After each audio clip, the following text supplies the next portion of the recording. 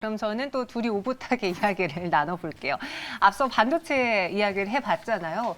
이동근 팀장님은 지금 이 기술주 성장주 뉴욕 증시에선 반등이 나와주고 있는데 오늘 또 채팅방 보니까 반도체 이야기하니까 조금 부정적인 이야기들이 올라와요. 속았다라는 그런 마음이 강하실 것 같은데 그래도 우리가 지금 이 상황에서 반도체주들을 포기할 수는 없습니다. 어떻게든 들고 가야 되고 이를 통해 수익을 내봐야 돼요. 이동근 팀장님은 어떤 전략 갖고 계신지요?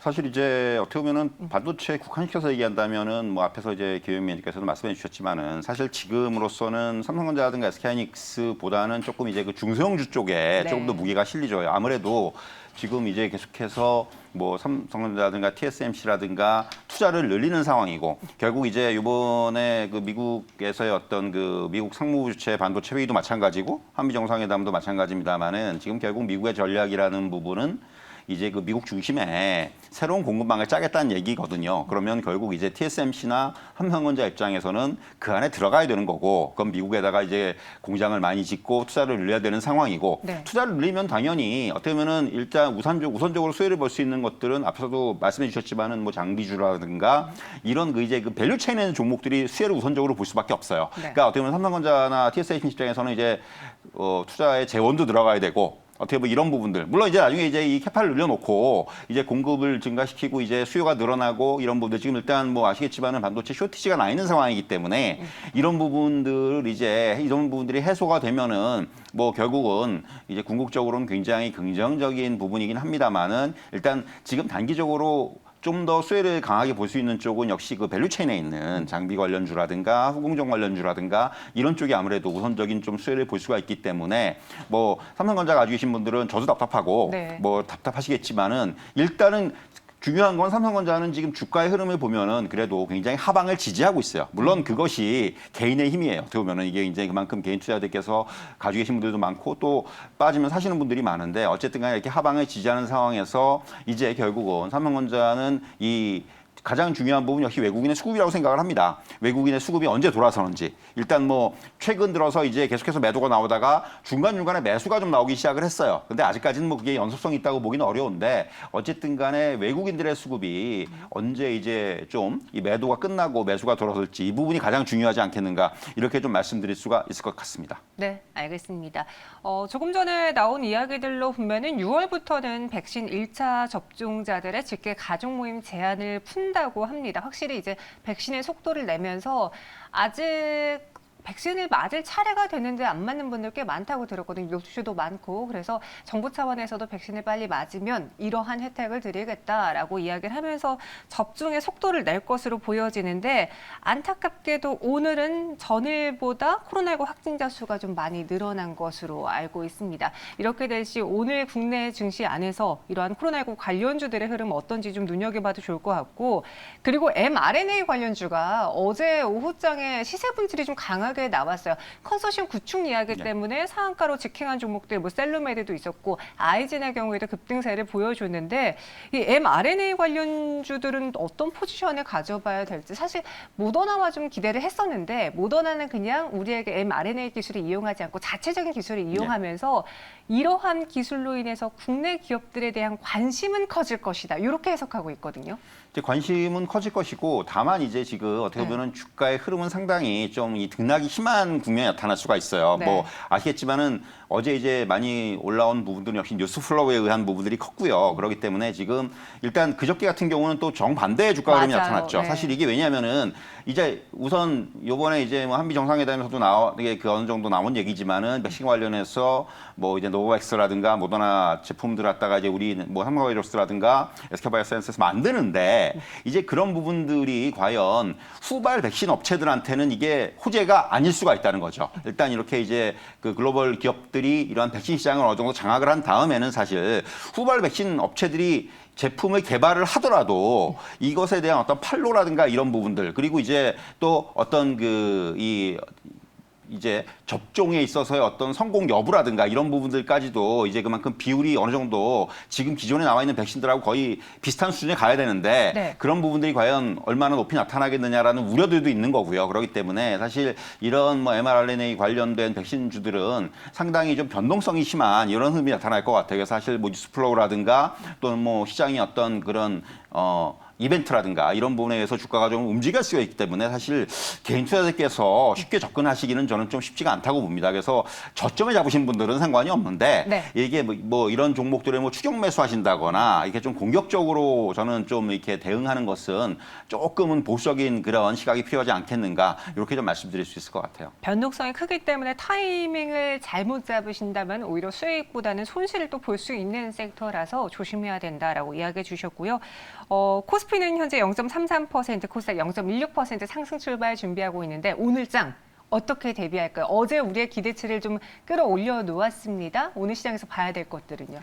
저는 뭐 지금 변동성은 굉장히 높은데 여러분 한번 최근에 한 2, 3주 정도의 주식 코스피만 놓고 감안을 하신다면은 네. 지수의 결국 종가 기준으로 봤을 때는 2, 3주 동안 거의 제자리예요. 중간에 이제 등락이 좀 강했을 뿐이지 네. 결국 이제 어제 지수가 3,170선 위로 올라오면서 결국 2, 3주 동안 플러스 마이너스 해보면 그렇게 빠진 게 없어요. 줬다 뺐다 자꾸 그런 그렇죠. 느낌이에요. 이거죠. 그러니까 넣었다 뺐다의 느낌이기 때문에 굉장히 지금 높은 변동성이고 굉장히 지루한데 한편으로는 또 뭐 이게 견조하다라는 말씀을 드릴 수 있을 것 같아요. 물론 이제 종목별로는 좀 다르게 느껴지겠지만은 지금 우리나라 시장뿐만이 아니라 뭐 미국 증시도 마찬가지고 조금 이렇게 방향성이 없는 시장이 좀 이어지고 있다고 말씀드릴 수가 있을 것 같아요. 미국 시장도 최근에 어떤 흐름을 보면은 상승의 연속성도 별로 없고 빠진다고 해서 그렇게 많이 빠지는 것도 아니고 이런 흐름들이 연출이 되고 있다는 거죠.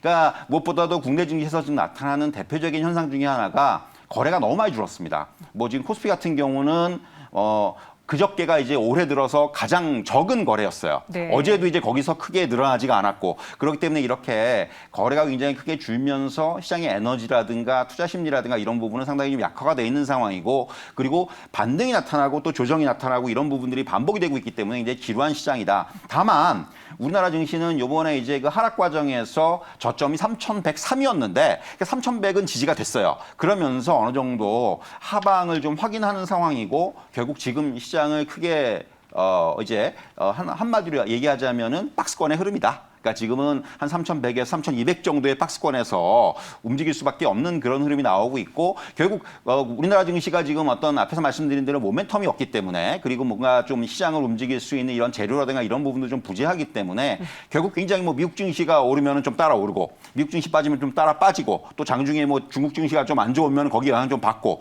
이런 식의 흐름들이 당분간은 나타날 수밖에 없다는 거죠. 이게 적어도 지금 뭐 시장에서 여러 가지 주목하고 있는 부분 중에서는 6월에 이제 FOMC라 든가 이런 어떤 그 의사 결정이 나올 수 있는 이러한 이벤트 전까지는 이런 시장에 좀 지루한 흐름들이 이어질 가능성이 크다는 거예요. 그래서 철저하게 지금 시장을 대응하시는 분들은 이러한 어떤 시장의 변동성을 좀 이용하는 이러한 전략이 필요해요. 뭐 시장에 대해서 너무 과도하게 기대를 가지고 베팅을 하는 플레이라든가 또는 또 너무 우려를 하셔가지고 이게 빠져도 못 사는 이러한 어떤 그런 플레이보다는 지금은 이러한 그 상황에 좀 맞춰가는 이런 변동성을 이용하는 게 지금 보시면 어떻게 여러분들 한번 느끼실지 모르겠지만 오히려 오늘 빠진 종목을 사면은 내일 오를 확률이 높습니다. 이게 그러니까 굉장히 시세 연속성이 확보가 안 되고 계속 그러니까 변동성 속에서 순환매가 나타나기 때문에 결국 오히려 오른 종목을 따라가기보다는 저는 그날 조금 약한 종목을 사가지고 다음날 오르면 파는 이런 전략이 오히려 지금 시장에서는 이런 박스권에 굉장히 그 제대로 대응하는 전략이 아닌가 이런 말씀을 좀 드릴 수 있을 것 같아요. 그러니까 불안한 시장 그 안에서